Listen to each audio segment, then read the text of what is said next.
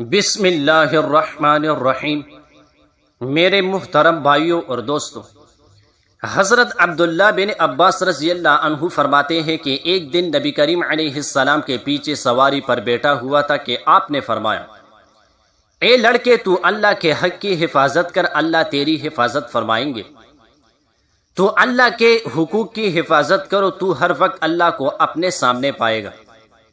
جب تو مانگے تو اللہ ہی سے مانگ، جب مدد طلب کرے تو اللہ ہی سے مدد طلب کر، اور اس بات کو اچھی طرح جان لے کہ تمام امت اکٹھا ہو کر تجھے نفع پہنچانا چاہے تو اس کے علاوہ کوئی نفع نہیں پہنچا سکتی جو اللہ تعالیٰ نے تیرے لیے مقدر کر رکھا ہے، اور تمام لوگ جمع ہو کر اگر تجھے نقصان پہنچانا چاہے تو اس کے علاوہ کوئی نقصان نہیں پہنچا سکتے جو اللہ تعالیٰ نے لکھ دیا ہے۔ اس حدیث میں جناب نبی کریم علیہ السلام نے حضرت عبداللہ ابن عباس رضی اللہ عنہ کو مخاطب کر کے 5 باتوں کی نصیحت فرمائی۔ 1، اللہ کے حق کی حفاظت کرو۔ تم اللہ کے حق کی حفاظت اور نگرانی کرو، اللہ تمہاری حفاظت کرے گا۔ اس کا مطلب یہ ہے کہ تم اللہ کے احکام کی تعمیل کرو، شریعت اور سنت نبوی صلی اللہ علیہ وسلم تمہاری زندگی سے ظاہر ہوتی ہو، نماز میں، روزہ میں، صدقات و خیرات میں، زکوٰۃ میں، اخلاق میں، گفتگو میں، معاشرہ میں اللہ کے احکام اور سنت نبوی صلی اللہ علیہ وسلم کے تم پابند ہو جاؤ۔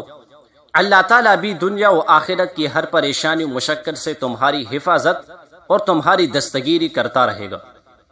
نیز تم اللہ کے حق کی حفاظت کرو، شریعت کے پابند ہو جاؤ گے تو تم ہر وقت اللہ تعالیٰ کو اپنے سامنے پاؤ گے۔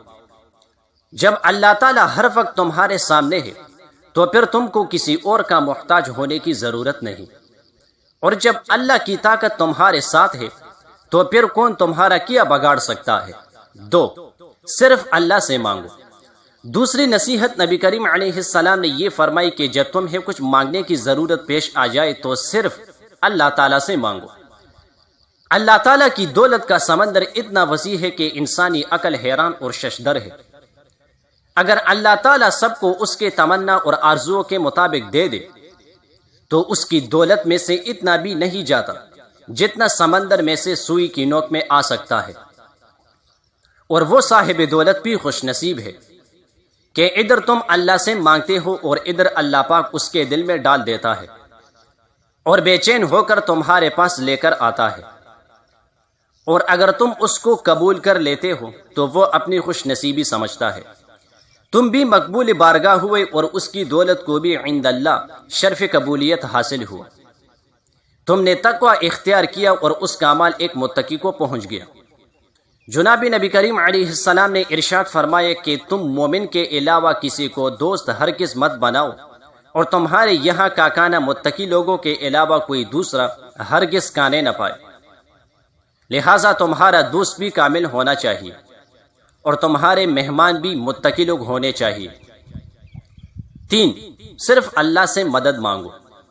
تیسری نصیحت نبی کریم علیہ السلام نے یہ فرمائی کہ جب کسی مصیبت اور دشواری میں مبتلا ہو جاؤ، کسی پریشانی میں، بیماری میں، دشمنوں کے نرغے میں آ جاؤ اور ہر طرف سے تمہیں ستایا جا رہا ہو، تو ایسے حالات میں تمہارا دستگیر صرف اور صرف اللہ ہے، اس لیے صرف اسی سے فریاد کرو اور اسی سے مدد مانگو۔ 4، مخلوق تم کو نفع نہیں پہنچا سکتی۔ چوتھی نصیحت یہ فرمائی کہ اگر دنیا کے تمام انسان اور تمام امت مل کر تم کو کسی بات کا نفع پہنچانا چاہے تو اس سے زیادہ 1 پیسہ کا نفع بھی نہیں پہنچا سکتے جو اللہ تعالیٰ نے تمہارے مقدر میں لکھ دیا ہے، لہٰذا مخلوق سے زیادہ امیدیں مت باندھا کرو، یہ فضول خیالات ہے۔ تمہیں اپنی محنت خود کرنی ہے، جو تمہارے مقدر میں ہے وہ تم کو اس بہانہ سے ملتا رہے گا، اور ہر وقت اللہ کی یاد تمہارے اندر غالب رہے گی۔